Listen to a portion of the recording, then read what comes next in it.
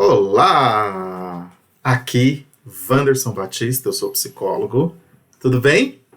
Bem-vindo a mais um vídeo desse canal e dessa vez nós vamos falar sobre PEI, Plano Educacional Individualizado. A ideia, então, é falar um pouquinho com vocês aqui sobre como organizar um plano educacional individualizado, levando em consideração cada estudante da sua escola. Sim, esse papo, então, é para professores, para educadores, para coordenadores e para diretores de escola, tá bom? Então vamos lá. Vamos lembrar aqui que o PEI, ou Plano Educacional Individualizado, é um plano personalizado para cada aluno da escola, com foco em suas necessidades específicas de aprendizado. Ou seja, o PEI é um documento onde você vai relatar as habilidades que favorecem as aprendizagens, as condições de aprendizagens de cada aluno e como você vai fazer com que esse estudante aprenda aí no seu contexto de sala de aula. Preparei aqui essa apresentação e vamos lá, vamos seguir aqui algumas coisas interessantes para vocês. Primeiro, objetivos do PEI, melhoria do desempenho dos alunos, né? Então, o objetivo do PEI é promover o crescimento acadêmico e pessoal dos estudantes. Segundo, atendimento das necessidades específicas para que o estudante tenha um ambiente de aprendizado cada vez mais eficaz, levando em consideração a sua condição de aprendizado. E terceiro, inclusão e diversidade, porque um dos objetivos do PEI é garantir a inclusão de todos os alunos, independentemente de suas habilidades ou características. Nós vamos falar aqui de algumas condições de aprendizagem que necessitam de documentos, de planos serem redigidos, serem elaborados, e eu sei que muitas escolas estão perdidas, algumas estão angustiadas em relação a esse processo, então eu resolvi fazer de presente esse vídeo. Por isso, gente, como forma de agradecimento, dá like, dá joinha, e não esquece de seguir, porque toda semana eu vou colocar vídeo novo aqui para ajudar vocês, tá bom? Então, vamos entender primeiro quais são os benefícios da elaboração de um documento como esse. Primeiro, nós vamos contribuir com o desenvolvimento individual de cada estudante. Isso vai fortalecer a autoconfiança, a motivação para aprender. Isso vai ajudar os estudantes a serem contemplados nos processos de aprendizagens. Um outro objetivo é um progresso significativo. Esse estudante vai perceber que está aprendendo, que tem coisa que era tão desafiador e era difícil, que agora é possível, porque foi pensado e foi adaptado para ele. Isso ajuda o estudante a se preparar para enfrentar desafios futuros. E terceiro ponto, nós vamos trabalhar com o benefício do engajamento e interesse, porque diversas metodologias vão ser contempladas e vai ser muito mais possível trabalhar a curiosidade e o amor pelo conhecimento, tá bom? Uma outra coisa também que é importante você saber é que existe benefício para os professores, isso mesmo. Professores que ficam ali preocupados, ficam ali angustiados porque não conseguem perceber a evolução desses estudantes. Então, o que vai acontecer?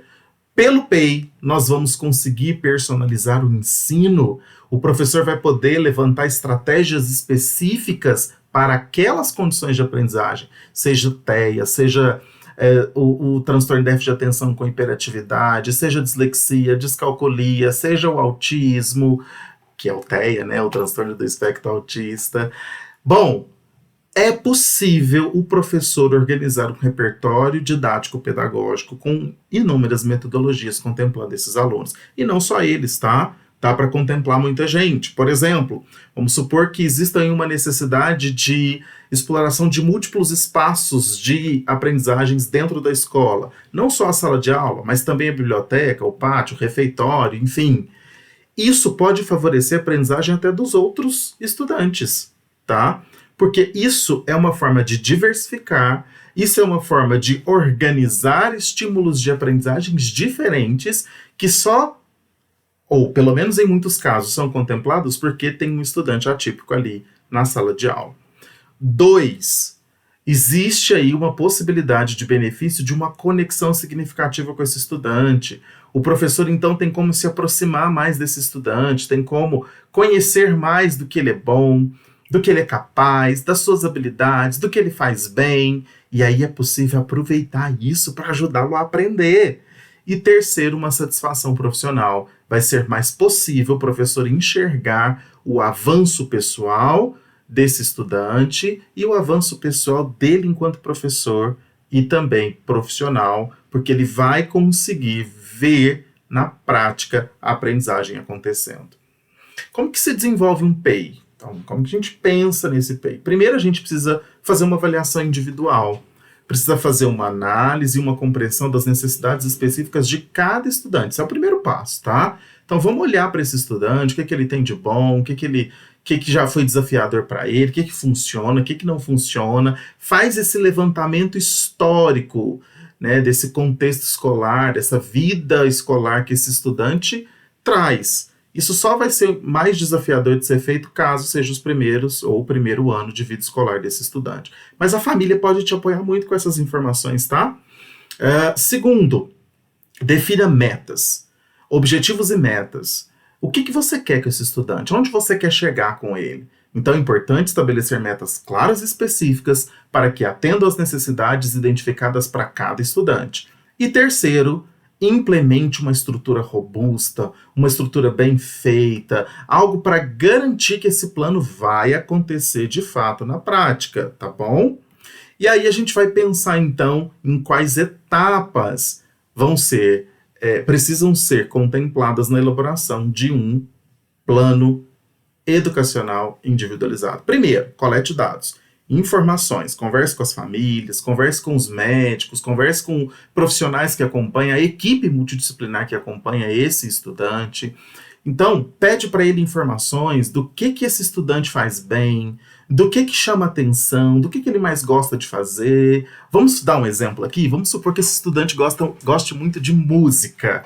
Gente, se ele gosta muito de música, como música pode ser um instrumento didático-pedagógico para ajudá-lo a aprender conteúdos. É simples assim. Esse estudante gosta muito de assistir série. Como esse recurso pode ajudar na construção dos conhecimentos. Esse estudante ele gosta muito de falar, ele é bem falante, ele é muito extrovertido. Como essa característica pode favorecer a aprendizagem dos conteúdos. É mais ou menos por aí, entendeu? Depois que você coleta esses dados, e é importante também colher dados daquilo que é desafiador, que às vezes existem métodos que para você é legal, mas para o estudante não é.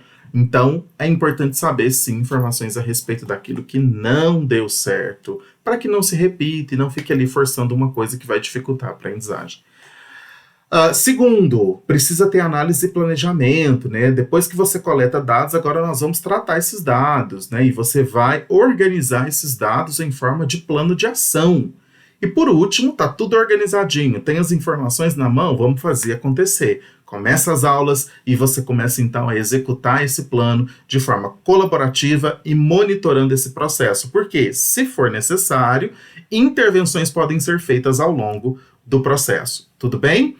Pensando nessas intervenções, você precisa ter um pensamento flexível, não precisa ser a mesma coisa sempre. Peça ajuda da família, do pedagogo, da orientação pedagógica, da direção. Não trabalhe sozinho, tá? É muito importante você ter informações que vão apoiar o aprendizado de forma mais abrangente e enriquecedora.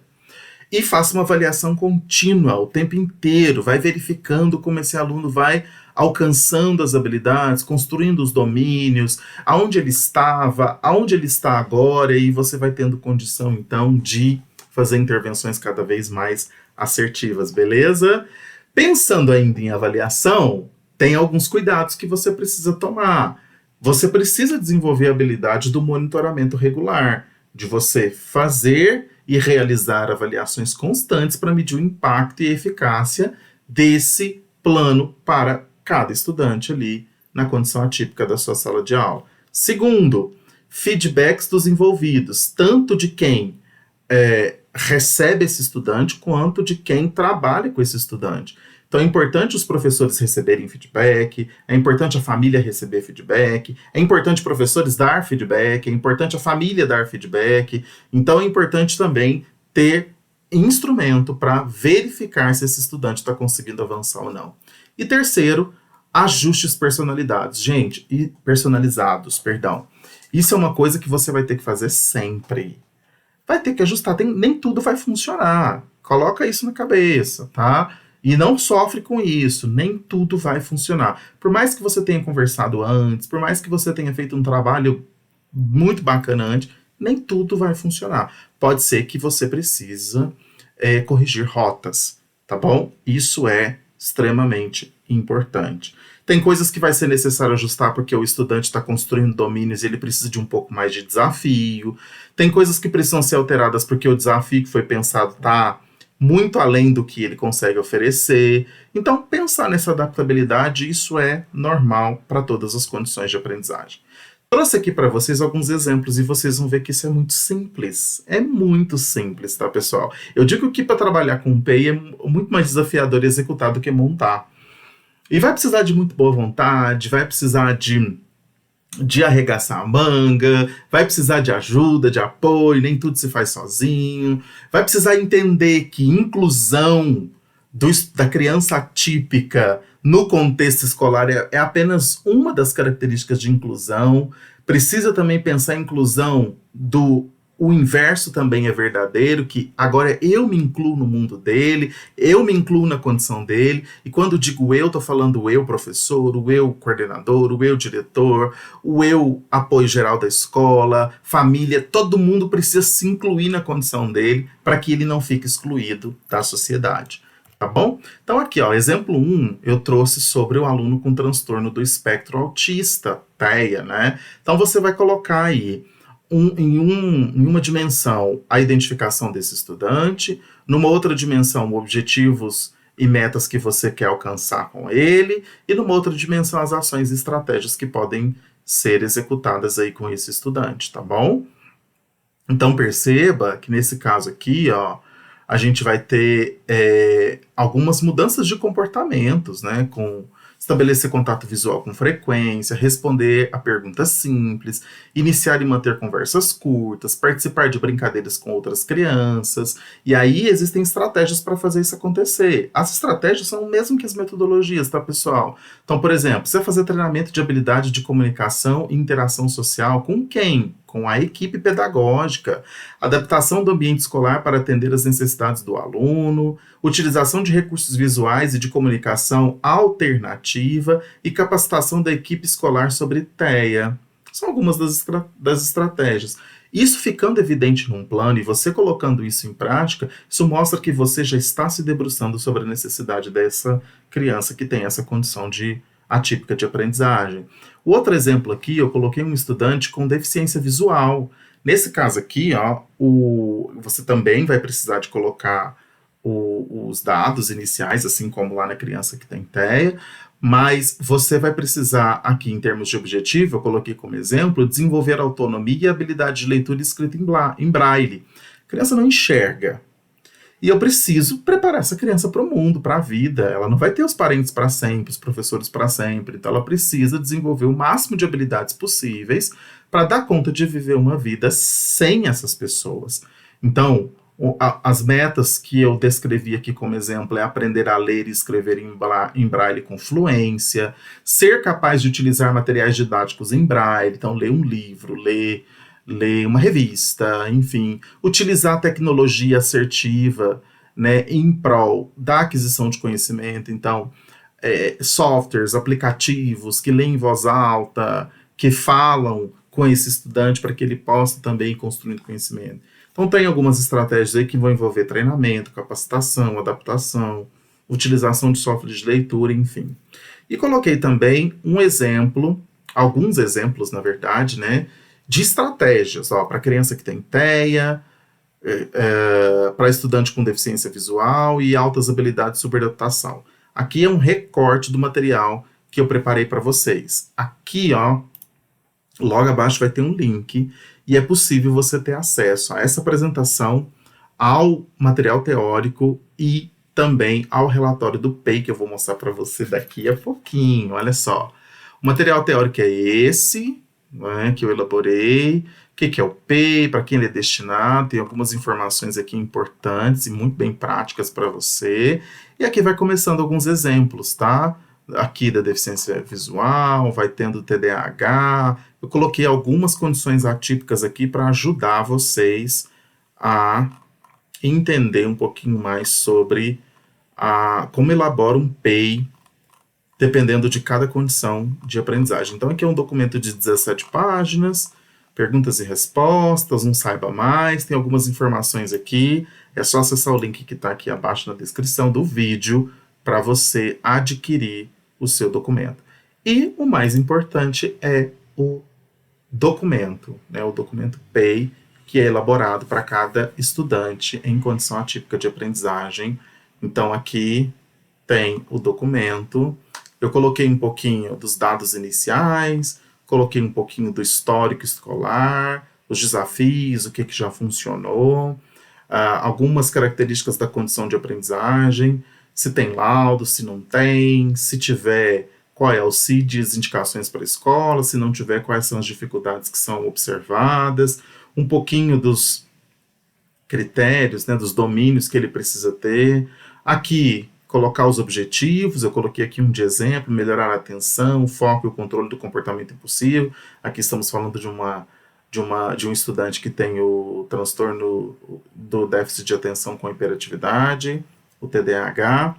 Aqui as metas, né, que podem ser alcançadas, aqui colocar a meta e a descrição da meta.